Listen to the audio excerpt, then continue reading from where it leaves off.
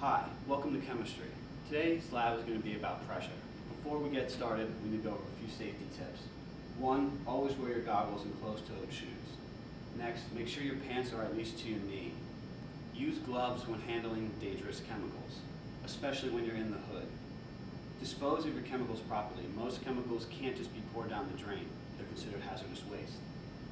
Avoid skin contact with any chemicals you're using in the lab. Wash your eyes or your skin if chemicals do come in contact with parts of your body. Do not taste the chemicals.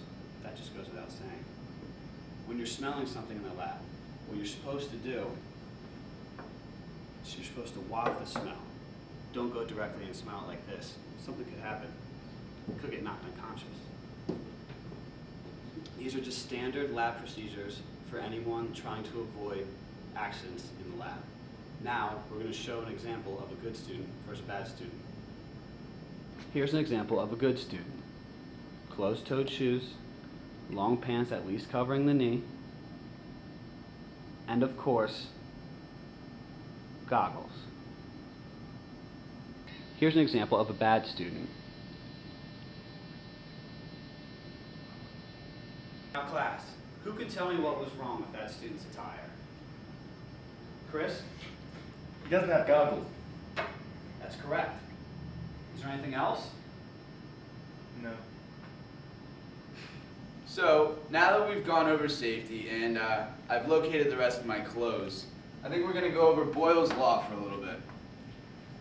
First of all, Boyle's Law comes from the ideal gas law, PV equals nRT.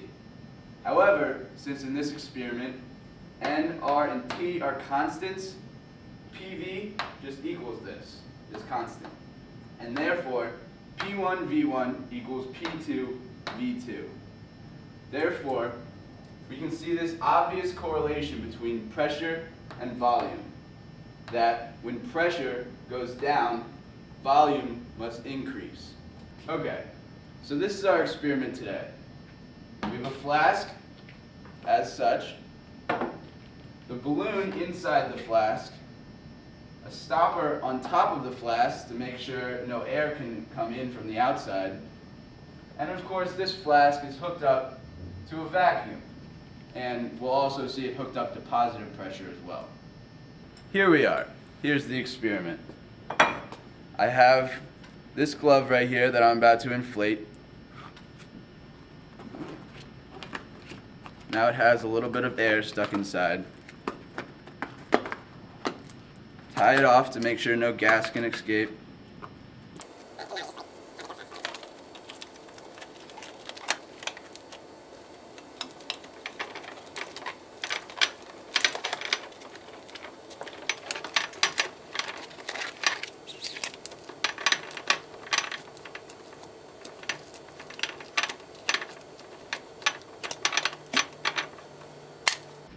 Now, as we can see, the glove is fully inside the flask.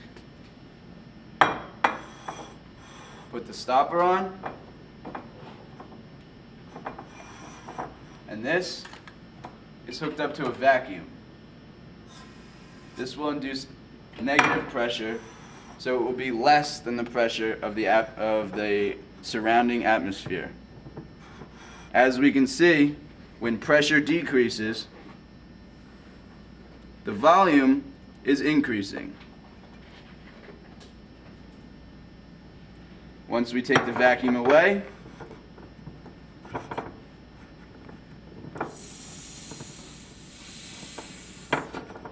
it returns to its normal state. Conversely, if we hook this tube up to positive pressure, which is just air coming out of a socket,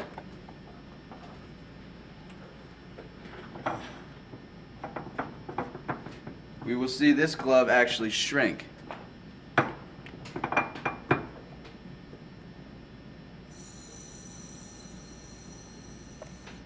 There you go.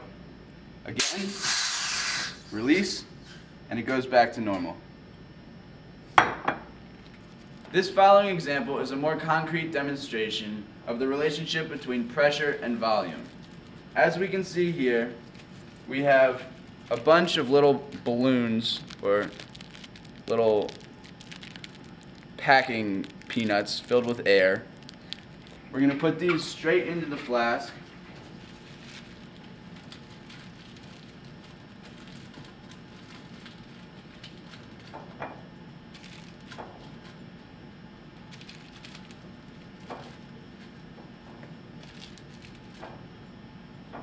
And we're going to turn the vacuum on to make the pressure be lower than the atmospheric pressure.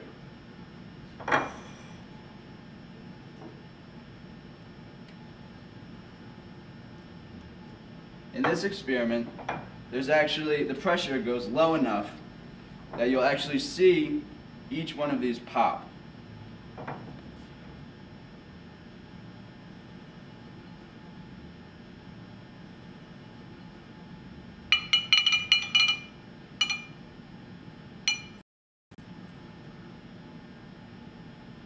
Well, we got all but one. You get the picture. In this next demonstration, we're going to show how when the pressure from inside the flask is removed, the atmospheric pressure from above is more pronounced. Therefore, when we put this thin sheet of aluminum foil over the opening and try and make as best a seal we can, we're going to see how the vacuum is going to cause the atmospheric pressure to push down on the foil and deform it so it actually is pushed down inside the neck of the flask, and eventually it should break. So watch as we slowly increase the pressure, or I should say decrease the pressure from inside the flask, and you'll see it getting pulled down more and more.